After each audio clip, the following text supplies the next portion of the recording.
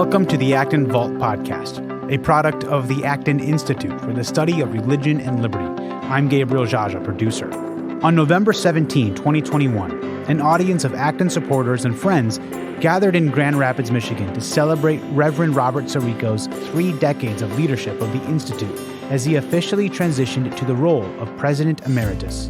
Sirico's remarks were a reflection on those years of work in service of the cause of liberty, the current state of political and social discourse in the United States, and his vision for how the Acton Institute can help to bridge the vast social divides that exist today.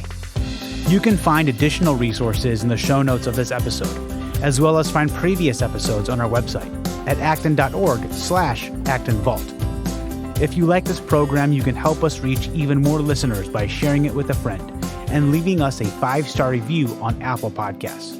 We welcome your comments as well. Acton Vault is available on Apple Podcasts, Google Podcasts, and Spotify.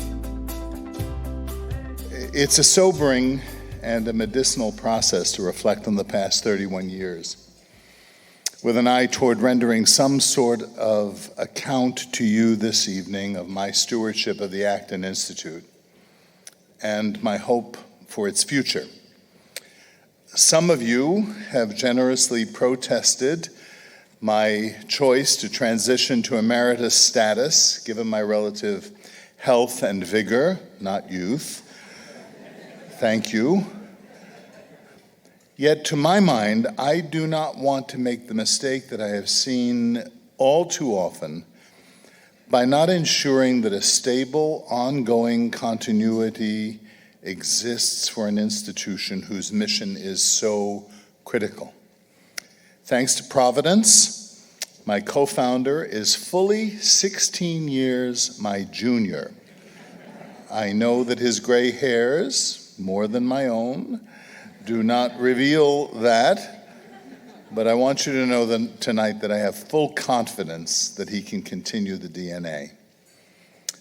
Ours is a rare and fruitful collaboration. Indeed, it has been a brotherhood. I'm mindful at this moment also of the numerous men and women over these 30 years whom Chris and I have worked with, who have given so much of themselves in making this vision a reality. Whether they've served on our board of directors or worked in our offices or collaborated from afar, each has contributed something unique to extend our message and effectively convince others of its veracity. There's another important debt that I feel tonight that I wish to express to you. It's a debt that I've always felt for those of you who have so generously supported our work. Now, let me tell you why. The thing about it is, and there's never been a moment when I haven't been conscious of this one simple fact, and when I haven't impressed it upon our collaborators and our staff.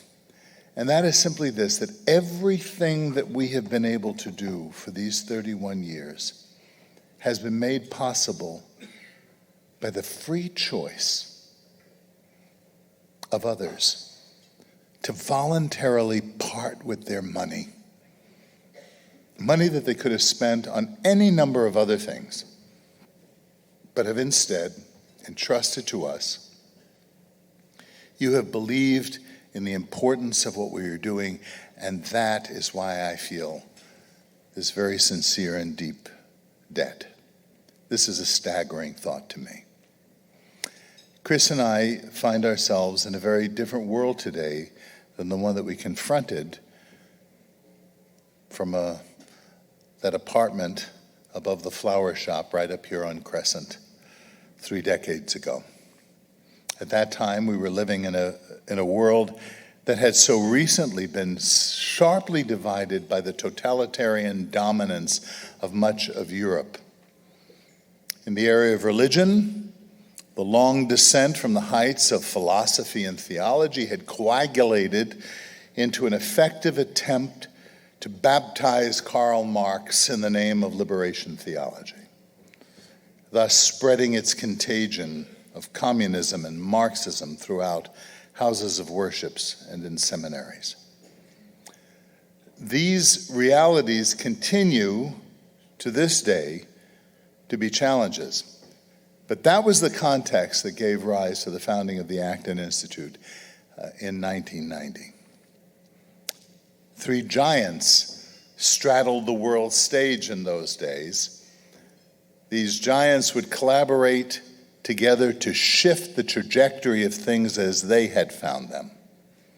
And I want you to know that among the things in my life that I am significantly grateful for, the memory of having met personally each of these titans: Margaret Thatcher, Ronald Reagan, and St. John Paul the Great.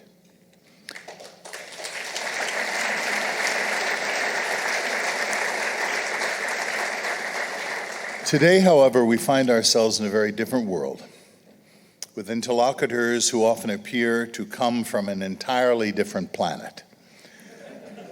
The long, forced retreat of COVID has afforded some of us the time to think deeply about the divisive state of things that has long been simmering. Now, it would make for a very extended evening, which I know Chris will not permit,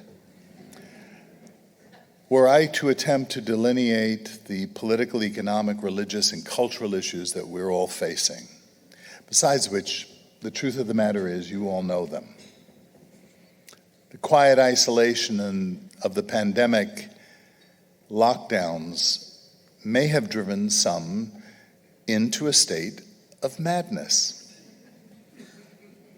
For others, it may have been a sustained period of reflection from which we may derive wisdom and prudence that reveal how yet we can save our world. What we are facing today is a set of intertwined, mistaken, but deeply felt explanations for human existence. And these mistakes variously affect people across the board. Let's take a glance for a few moments at some of these confusions. Now, madness is a word that one frequently hears these days to describe the present moment. It is an apt description, I think, of the state of affairs today. Let us remember that madness can result from both nature and nurture. It can exist in some aberration of the physiology of a human person, passed on from one generation to another. But it can also be augmented by the environment that one finds himself within. For that matter, it can exist within both, as when, say, a defect in some genetics is engendered by the context that such a person finds himself in. Some genetic propensity to abuse substances, say. And this person finds himself in a family that facilitates that abuse. This is part of what we see happening before our eyes at this moment. If we were to attempt to analyze the madness at its root, I suppose one could take a psychological approach as well and say that madness denies the reality of things. For instance, the person sitting in a psychiatric ward who thinks herself, or perhaps himself, the Queen of England.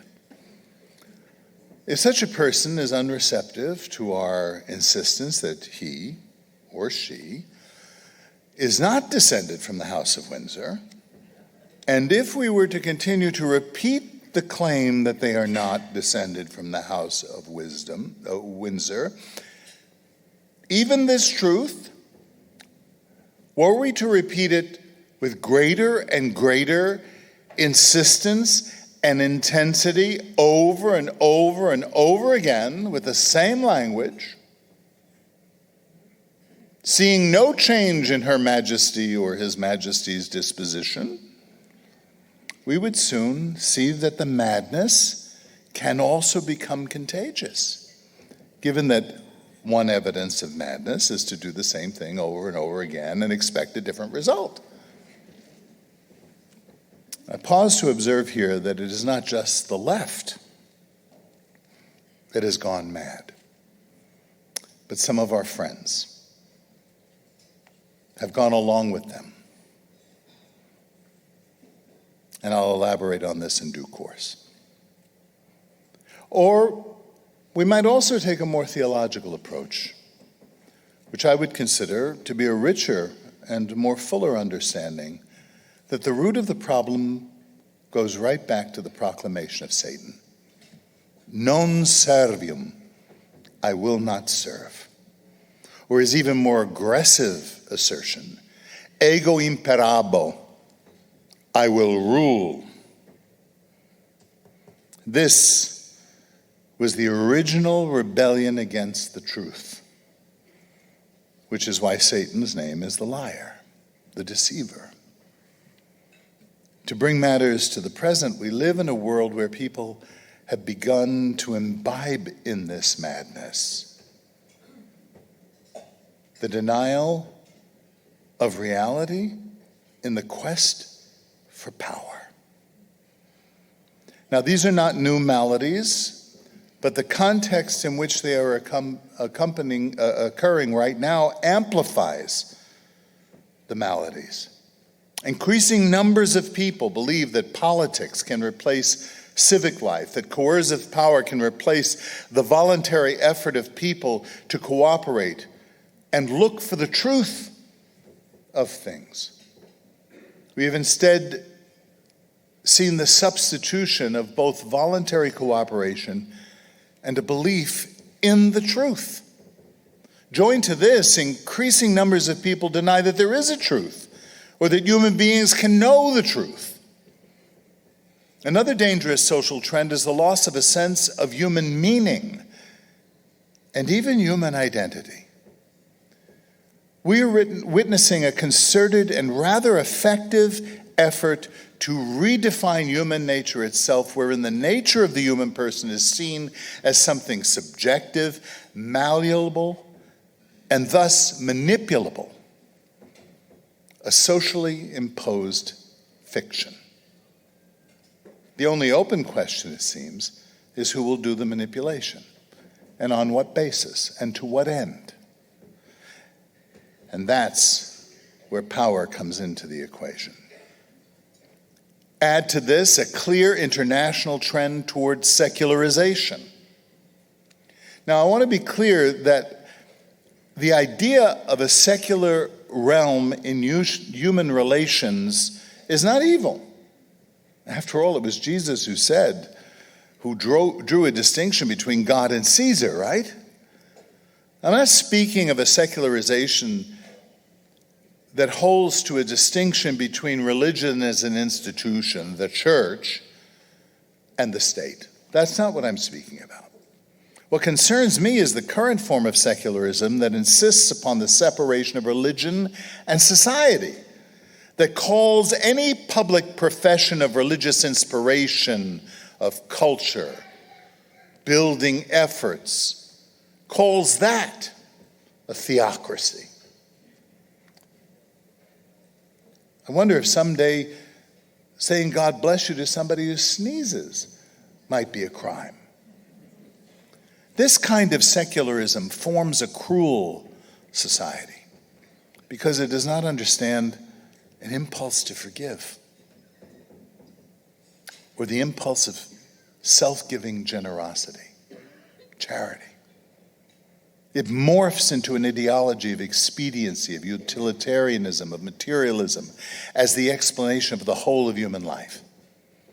Indeed, it has contempt for human life. Its rejection of transcendence eviscerates art, beauty, the sense of wonder, because it knows nothing of the mystery of adoration or homage or worship, which is also why it fails to understand the heroic. It mocks heroes instead of producing them. And this is only part of the challenge. it is evident that the seeds of this kind of philosophy have begun to impact the generation known as the Millennials. There's been a notable shift in the religious sensibilities of the American landscape. You may already have heard about the group I'm referring to as the Nones. This is a group of people who have no identification with a religious affiliation, even if they grew up in religious households. It has been called the largest growing religion in America. 35% of people 40 years and younger identify as a non. It's worth observing that they largely emerge from a generation that has never seen real fascism or communism or learned from those who lived under those regimes, nor have they experienced real deprivation or even inflation, though they may be about to experience that. They grew up in homes largely where the family meal was almost unknown and were increasingly raised by single-family households. They grew up instead in the age of the internet and are highly technological, and because of that, the internet, socially isolated. They have data and quick answers at their fingertips. They can Google the answer to most anything. And they're also the most communicative generation on the planet. They have a greater ability to communicate with others and greater numbers of others than any other generation before. And as you might expect, this group resides on the left when it comes to political, economic, and social matters. I must add another layer of complexity to this mix. Consider the effect of that social media on a person's self-perception and on their perception of the world in which we live. Consider what the anonymity, isolation, and superficiality of reading only AI-produced headlines to have an internet-assembled philosophy of life. It is what spills out of the self-referential isolation and anonymity of the technological lifestyle where people no longer have a sense of transcendence or redemption. This gives rise to deep and disproportionate rage that we have seen displayed online, in the news, and even in our personal interactions. It is the rancor of those who feel let down. It is an irrational bitterness that is nonetheless capable, as I said earlier, of wide dispersion and expression of its pain, and it can also incite others to that. And of course, all of this has been confounded by the experience of COVID.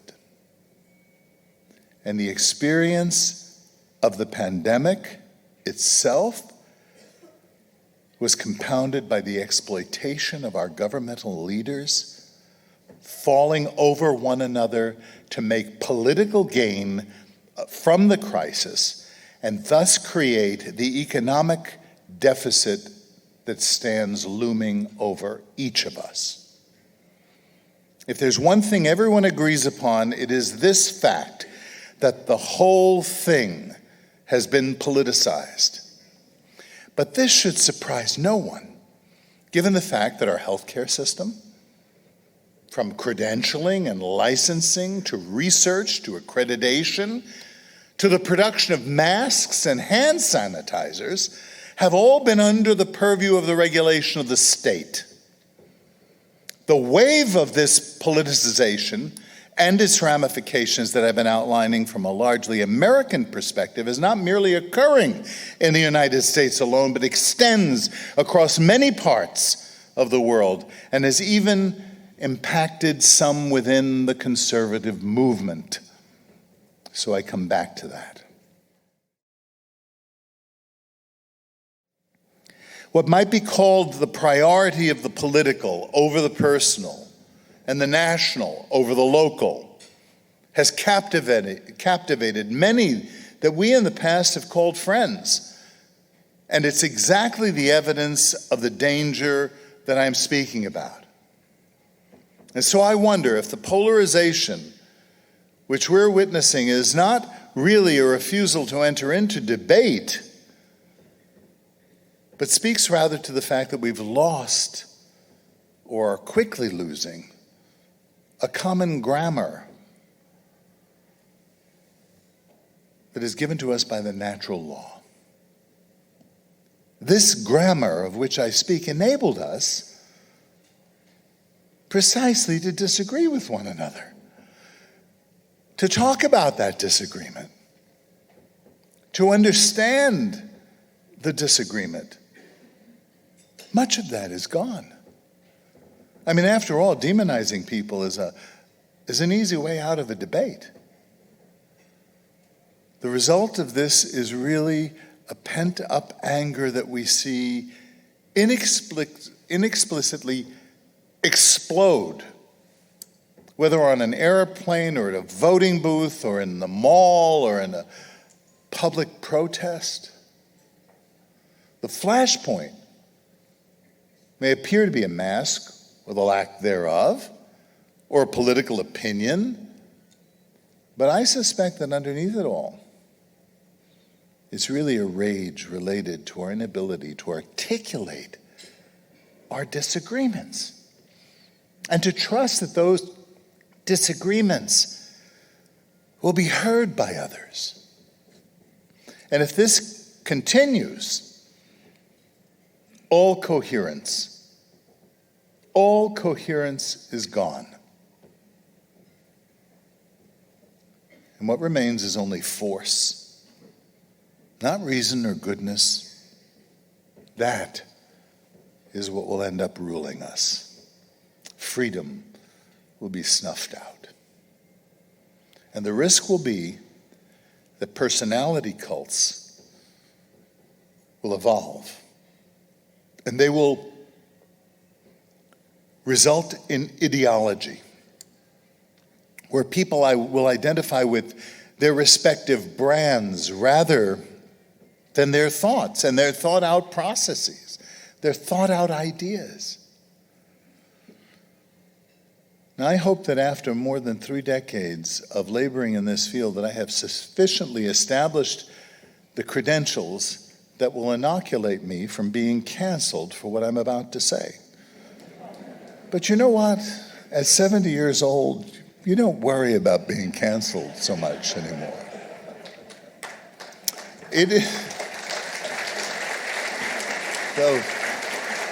Those are the 70-year-olds applauding. It is disconcerting to see that some of those whom I have long thought of as friends and as part of our band of brothers in the cause of liberty, to engage in an essentially pessimistic tactic that essentially says that if we cannot defeat the left, then what we need to do is lay aside our principles of a limited government and surrender our principles in exchange for obtaining power.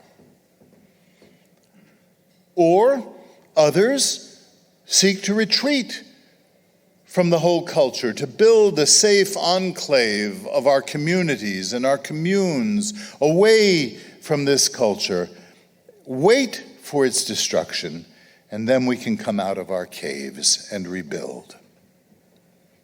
In effect, what some former allies are saying is that if, in the face of our cultural and political crisis, cogently advocating for human liberty is not sufficient to establish the good and virtuous society, then we'll cram the truth down other people's throats in the name of a common good by seizing political power. And if we can't do so by reason, persuasion, or truth, will do it by force. Aside from this approach really being a rejection of our own principles, it is also infantile. It mimics kids in the schoolyard who say that if it's okay for you to do that, it's okay for me to do that. I don't think that we advance our cause in this way because in the end, it will no longer be our cause.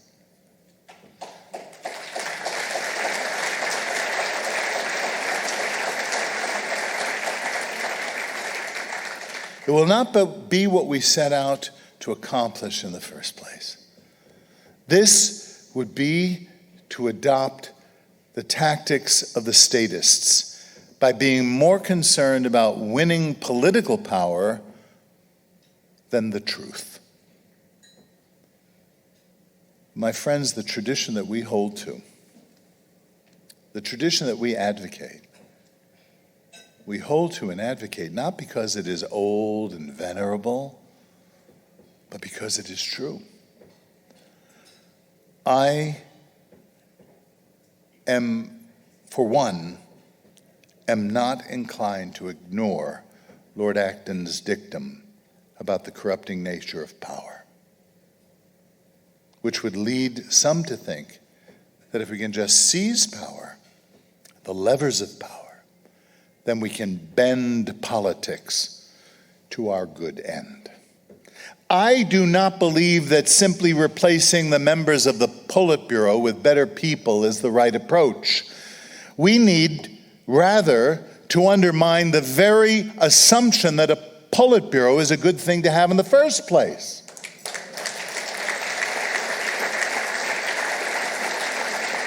We don't need a Politburo of saints. It won't work. Surrendering principle for power is short-sighted in its attempt to utilize state power to achieve the good. And it flies in the face of the wisdom of a longtime friend, the late Sir Roger Scruton, who once wrote, quote, "The reality of politics is action, but action derives, however covertly, from thought, and constant action demands constant thought."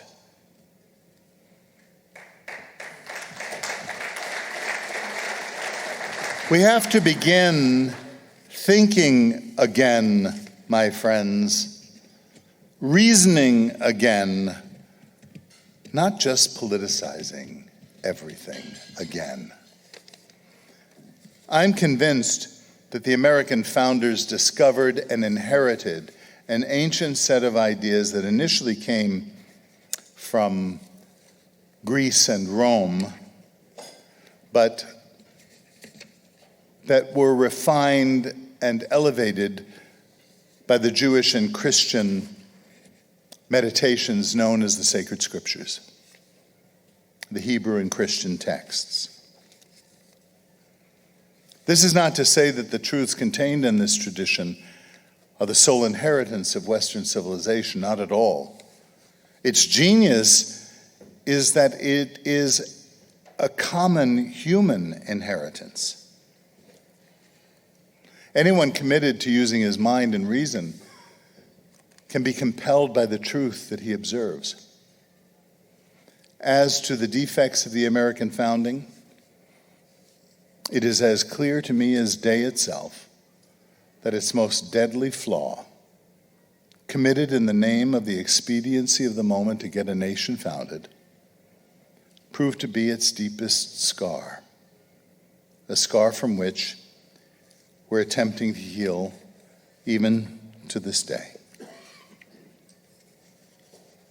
And this scar also relates to the impermeability of human nature. There was at the American founding a monumental contradiction between the idea that all men are created equal and are endowed by their Creator with certain inalienable rights, and the embrace of the political enforcement of slavery and the racism that spread throughout our culture as a result of that. Now, we're asked to believe by some that this means that our institutions and our culture are intrinsically, or as the current fashion puts it, systemically racist. Not at all.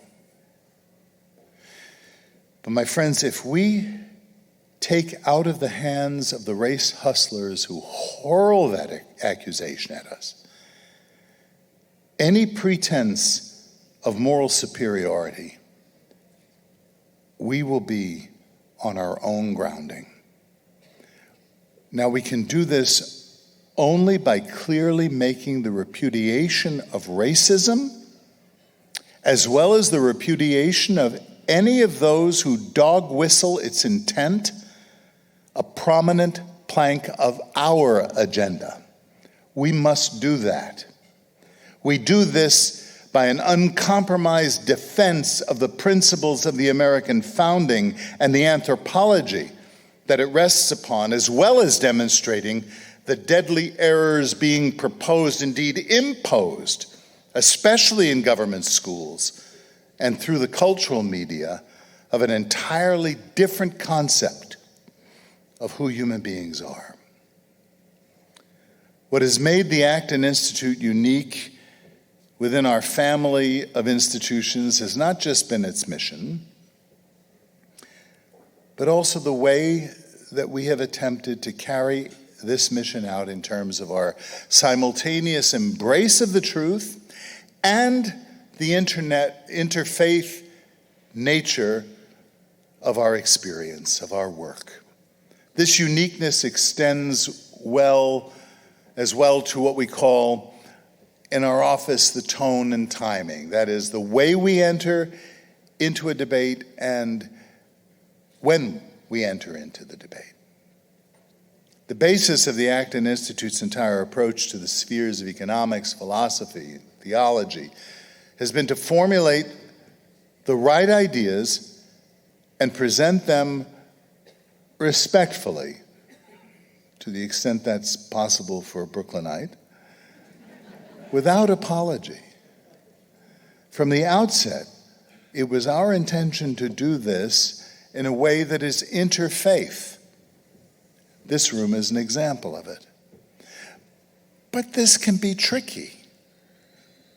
We are not synchronistic, mind you, as though the truth doesn't matter, can be negotiated away, or that can be achieved by consensus. No.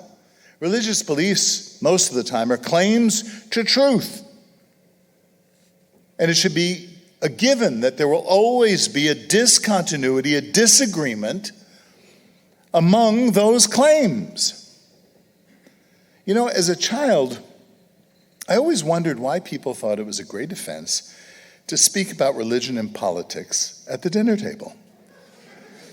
I hope you've had a good meal tonight.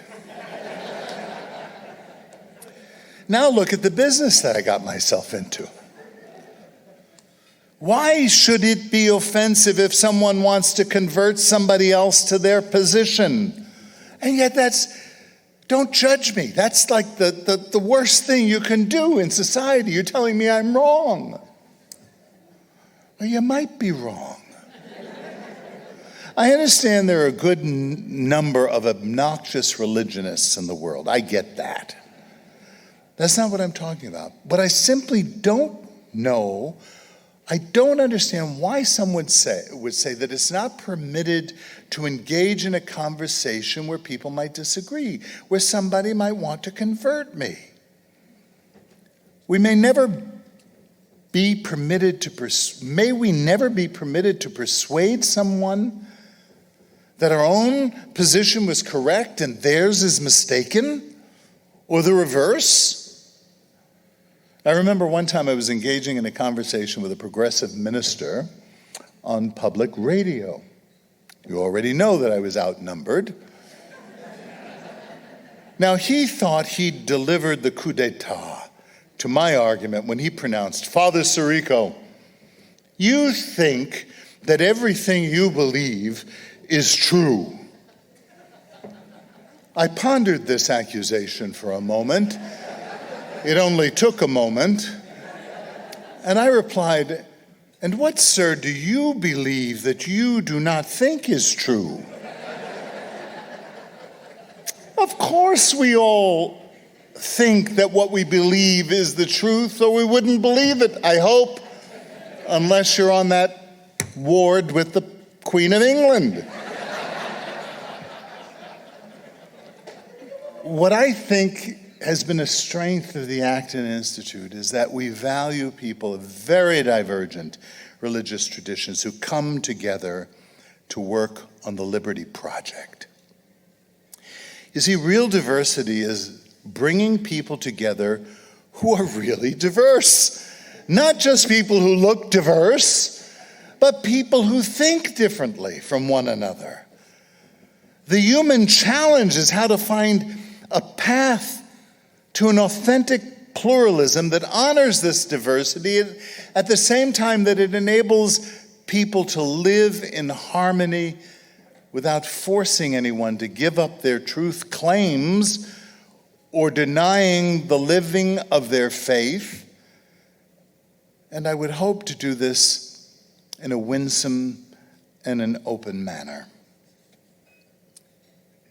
We're always free to propose things to others, but never to impose things upon others.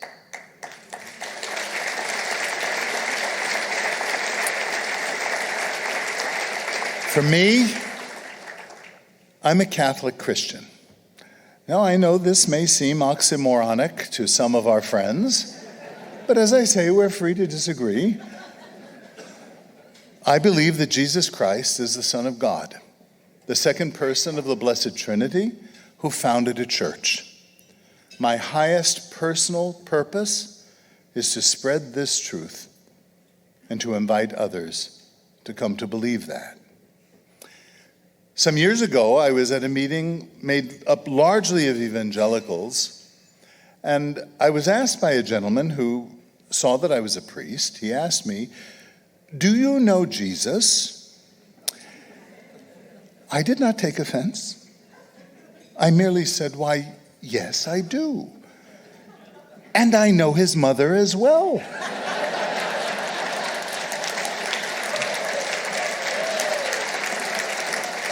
Would you like an introduction?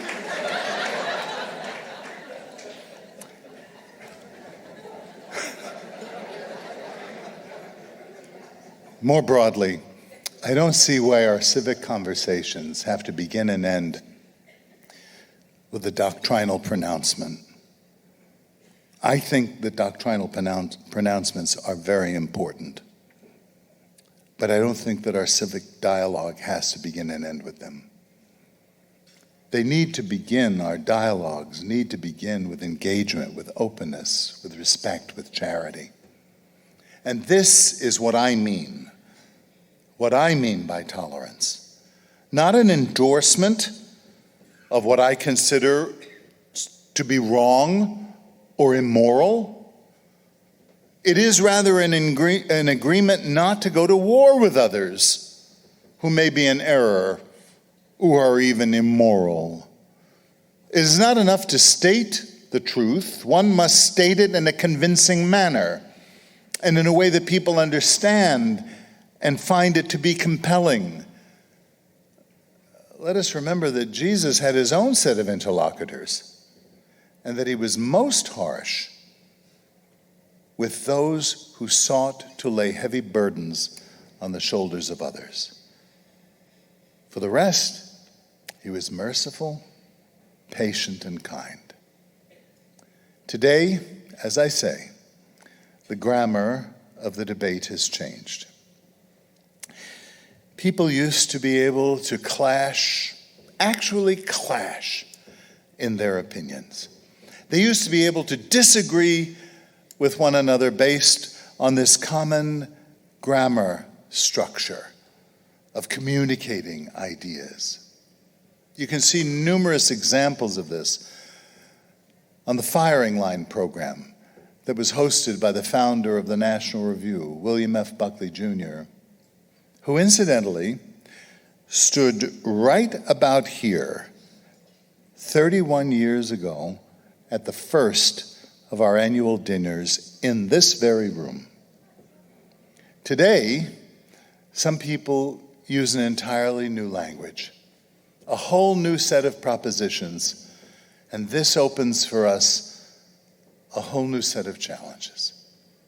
My point is that if all we do is to keep going over and over and doing what we have done before, saying things in the same way that we have said them, we cannot expect to get a different result unless, as I said earlier, we are mad. We must engage and more creatively execute our mission along these lines in the face of this new challenge. I take some instruction from an ancient principle outlined by Thomas Aquinas in his Summa. Betsy, here comes some more Latin. Aquinas said, quid recipitor ad modum recipientes recipitur. That is, that the disposition of the receiver of a message determines how they hear the message that they receive. An analogy helps. Think of an antenna. The reliability of the antenna affects the quality of the accuracy of the transmission that the antenna receives. So we need to look at what needs to be repaired in the antenna to ensure an effective transmission of the message. At the end of the day, somebody may reject the message, even if they receive it clearly. But the point is that the antenna today is faulty because of the rejection of the very tool of cognition, the way in which we know, which is reason. So even as we have to retain a foundation of our fundamental mission, we also have to periodically update this articulation. You know, we used to publish our ideas only in English when we first began.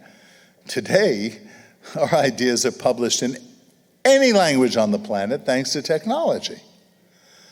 Our primary audiences were mostly personal in one way or another, through lectures or conferences and the like. Now, we broadcast to incalculable numbers of people virtually through the web. This year especially, technology has enabled us to amplify our voice and extend our audiences. And as I depart tonight from my role as president of the Acton Institute, though I assure you, not from my involvement with or commitment to its mission, I detect that there's a need for us to amplify our voice once again in order to be heard and understood by audiences that we may have not effectively engaged previously. And I'm not speaking here only about technology, but about broadening our audiences through a new mode of conversation. In the face of all the confusion and the consternation that I have described this evening, the Acton Institute's core mission remains steadfast and will continue to be what it has always been. In fact, its mission, as has already been noted several times this evening, is all the more critical with the polarization and the confusion that we see about us. I believe with all my heart that this is the moment for which the Acton Institute was born.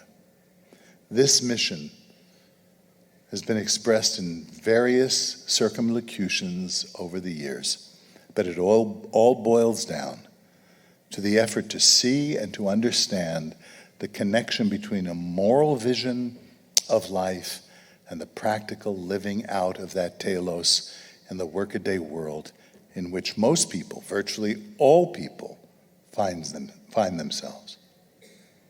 Finance, work, and business. That is to say, the economic dimension of human existence. It is to bring freedom and virtue together, to build a society that is both free and good. There remains much work to be done. Until the parousia, we live in a fallen world with defects which we will never be able to repair if we do not begin first with an honest examination of our consciences and a fearless moral inventory, prompting us to repair the wrongs. We can all be thankful that reality is a stubborn thing, being reality. And the one fact that human beings will never be able to escape is that they are, in fact, human beings with a particular nature that is constant, despite the rantings of someone at the end of a corridor in a psych ward or in a poli-sci department at Harvard. Someone recently described to me that America is a garden hacked out of a jungle. I like that image.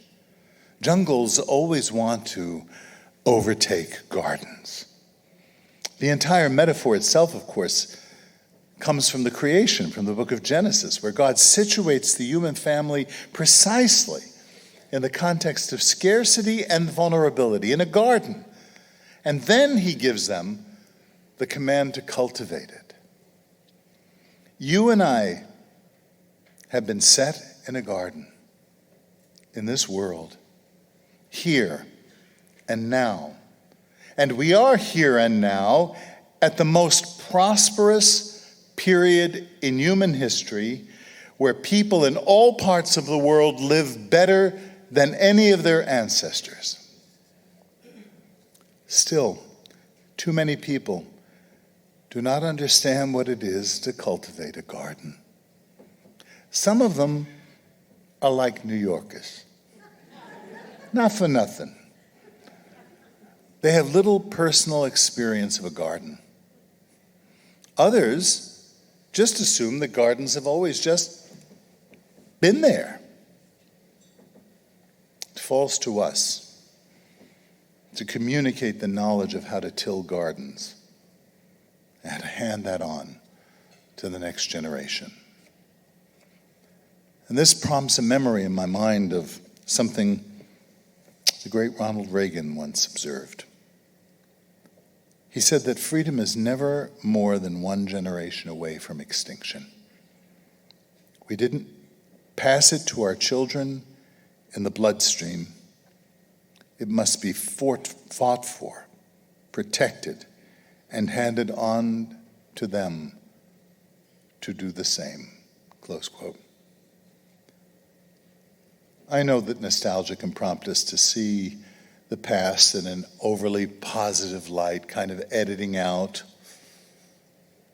all of the problems, all of the unpleasantries, which is why there is some truth to that old phrase that we can never go home again. I know that I can tend to forget that while those delightful summer nights growing up in Brooklyn were unforgettable, it remains that there was no air conditioning back then.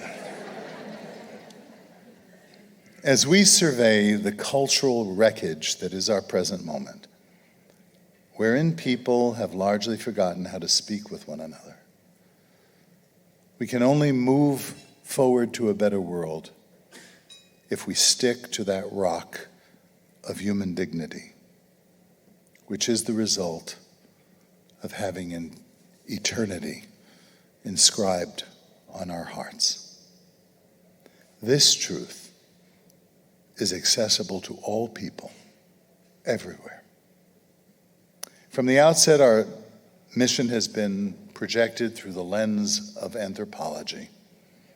What is man that thou art mindful of him, and the Son of Man that thou visitest him? This has been the starting question given to us by the psalmist. We take this approach because we know that if we do not answer that question, who is man, correctly, no answer that we will ever come up with will satisfy the human quest for meaning or result in real human flourishing. When this reality is denied, the quest for power becomes insatiable and only results in human misery. Now, I know that this is the moment when I'm expected to pass the gavel to my friend, my colleague, my brother, Chris Maurin. Yet the truth is, thankfully, that he's always had his hand on that gavel. So perhaps then it is merely the altering of the position of the hands. My friends, these past 3 decades have been among the most joyful, the most challenging, and the very best years of my life. Were I to die tomorrow, let it be said that I was blessed with at least 3 lifetimes, much more than I deserve. So I am thankful tonight to Almighty God, who in his great mercy redeemed me. And to many of you in this room this evening and beyond it, God bless you all and thank you.